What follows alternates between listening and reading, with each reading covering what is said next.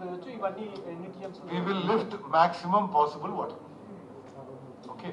Other than Hyderabad drinking water storage పెట్టుకొని, otherwise we will use Yelampalli and the pumps there into the full capacity.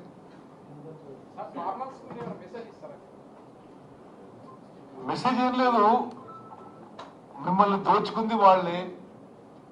ఒక నాసిరకం project కట్టి కూలిపోయినాక సిగ్గుపడే బదులు, క్షమాపణ చెప్పే బదులు ఇంకెవరిలో బోధన చేసే ప్రయత్నం చేస్తున్నారు. అసలు మీరు కూడా ఆలోచన చేయాలి. ఇప్పుడు విలేకరులు అందరూ కూడా, ఇప్పుడు మేమందరం కూడా 10 ఏళ్ళు అపోజిషన్ లోనే ఉన్నాం. కాళేశ్వరం ప్రాజెక్టు చూడలేదు మమ్మల్ని. ఇప్పుడన్నా మేము టోటలీ వాళ్ళు పోతే టోటలీ ఫ్రీ వదిలిపెట్టాం.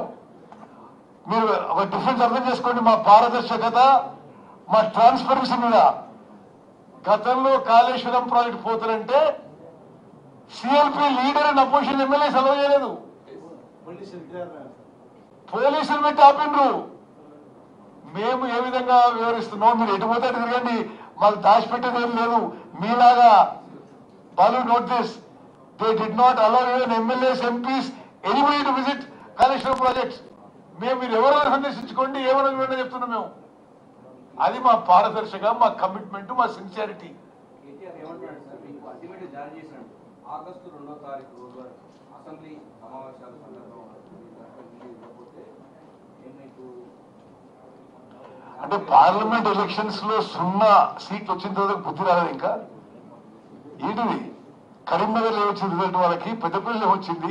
ఆ కాళేశ్వరం ప్రాజెక్టు కింద ఉన్న ఏ ఒక్క దాంట్లో మీకు డిపాజిట్ వచ్చిందా?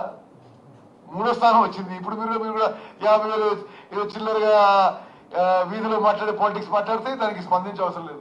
బీఆర్ఎస్ ఉన్నప్పుడు వర్షాలు పడ్డాయి, కాంగ్రెస్ వచ్చాక వర్షాలు పడడం లేదంటారు సార్. మరి ఈయన పోయి ఆ గోదావరి చూపించిన నీళ్ళు ఎక్కడికి? ఉత్తమ్ గారు, మినిస్టర్ గారు,